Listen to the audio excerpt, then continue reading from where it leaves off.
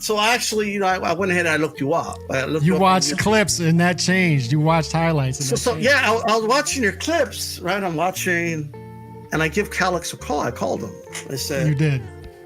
Yeah, I think Navarrete is in a fight. Like, I think this is not like a walkover here. And people thought I was crazy, and they didn't think I was that crazy in round 4. Right? I'll just say that. Going down Friday, March 29 at the Desert Diamond Arena in Glendale, Arizona, Mexico's Oscar Valdez takes on Australia's Liam Wilson in a bout for the now vacant WBO Super Featherweight title, as Emmanuel Navarrete seeks glory in a 4th division against Denis Berencik. Valdez or Wilson could find themselves standing opposite to WBC 130-pound champ O'Shucky Foster, WBA's Lamont Roach, or IBF champ Joe Cordina. The co-main event that night will feature WBC and WBA minimum champ Sinisa Estrada as she takes on IBF and WBO champion Yokasta Valle. The two will clash for undisputed status. I did a breakdown and prediction for that fight, so make sure you check it out. Let's get into it! Australian boxing fans hold a special place in their hearts for Mr. Damage Liam Wilson. Not only is he an absolute gentleman to speak to and an all-round nice bloke, but he's entertaining to watch in the ring too. The switch-hitting boxer-puncher with a left hook from hell was hard done by in the eyes of many boxing fans in his fight with Emmanuel Navarrete early in 2023. The Navarrete knockdown and ensuing, now infamous, 27-second count was matched only by another controversy that occurred during that same sequence of action, when Wilson hit Navarrete whilst down and with a glove on the canvas. In a way, almost poetically so, both controversies cancel each other out, but there remains some residual bitterness from the Wilson camp, and for some time in subsequent interviews that followed the Navarrete fight, a rematch was keenly on Liam Wilson's mind. Despite that fight's controversy and the failed appeal afterwards to overturn the decision and conclusion of the fight, Wilson has stayed busy and has not let the 9th round TKO loss to Navarrete throw him off track. Liam Wilson knows how to get back on the horse after falling off. The Navarrete loss wasn't Liam's first. He had lost before to Filipino Joe Nonay by 5th round TKO back in 2021. He would exact revenge in his very next bout and rematch. The Navarrete bout was Liam's first 12-rounder as a pro, and he almost got the job done in 4. Ultimately, he lost, but Liam's efforts in that fight put him on the international radar. Wilson's upcoming opponent, Oscar Valdez, was impressed with Wilson's performance against Navarrete, citing in his own words, "It was a great fight, him and Vaquero. He did send him to the canvas. He did hurt him. He almost had the world title." Wilson is made of world-class material. High praise from the former 2-division champ. Wilson holds a professional record of 13 wins with 7 by KO, TKO, 2 losses both by TKO and no draws. His resume boasts local and international fighters with a mixed range of experience and competency. Clearly, Navarrete was Liam's highest caliber of opponent, and he almost beat him.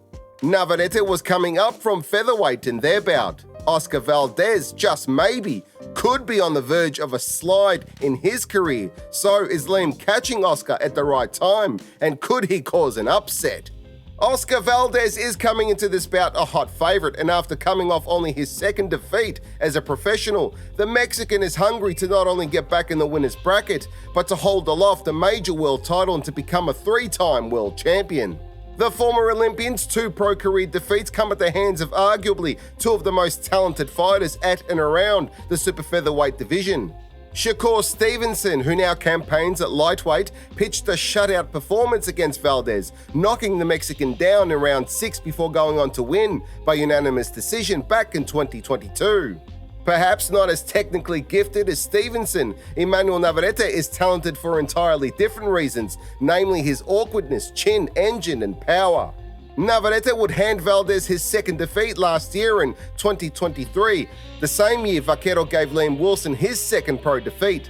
Sometimes you can tell a lot about a fighter by the opponents they lose to, and Valdez has nothing to be ashamed of there. Just as telling are the names of the fighters that Valdez has conquered, like former Olympian Robson Conceição, concussive knockout artist Miguel Berchelt, and former super bantamweight champ Scott Quigg, to name a few. At 31 wins with 23 by knockout and 2 losses on points, Valdez has been dominant through the divisions, only coming up short to elite, multi-division champions. With a hybrid style somewhere between pressure fighter and boxer puncher, Valdez is typically aggressive, and coming in low at a slight crouch, he's able to get in, even under heavy fire, and target the opponent's body with heavy, thudding body shots. Valdez works the upstairs just as vigorously and often leads with a right cross, catching opponents off guard. Valdez's countering is also on point, particularly since under the tutelage of Eddie Reynoso, but he himself is susceptible to counter shots when stepping in. Wilson has a measured approach when coming forward and is always mindful of space and distance, so when he pulls back from an offensive, Valdez should take care in pursuing Liam, that he doesn't get caught with a counter because Wilson has decent power, and although Valdez has never been stopped, he has seen the canvas on numerous occasions. If I'm wrong, I'm happy to apply the logic and rationale of the YouTube algorithm to my life and let it map out my future. What could go wrong? But this fight is a great style matchup. Both can fight going forward, utilizing pressure, and when either man lets their hands go, the shots are thrown with real venom.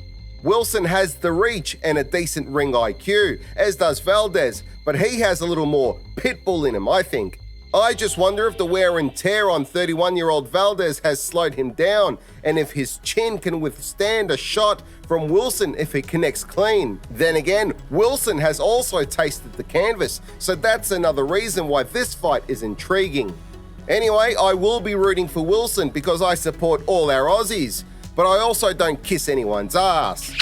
If I'm going to break down and analyze a fight, I will call it honestly, and I think Valdez is a class above Wilson and more experienced.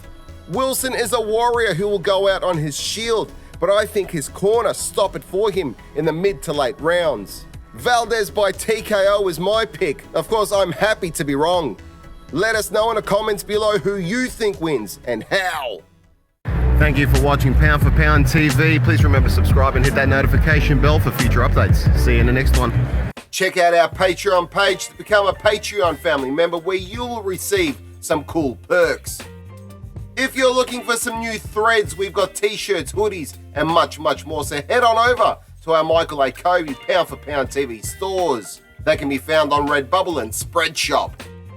Join me on my travels and head on over to my other YouTube channel titled Barefoot and Free. There you can follow me as I traverse the many parts of our planet and occasionally get into a spot of bother. Nonetheless, it's always fun and entertaining. If you're struggling with some of life's obstacles and challenges, my book How to Get Out of Life Traps might just be the answer that you're looking for to help guide you through the difficult times. It's helped many get past some of their darkest moments, and it might do the same to you. You can purchase it on Amazon, where you can also find a wide range of my other works. Those works include screenplay to book adaptations, a fairly unique concept, with genres covering comedy, heist and revenge, drama, supernatural and crime, if that's more your cup of tea. You can find them by following the link provided.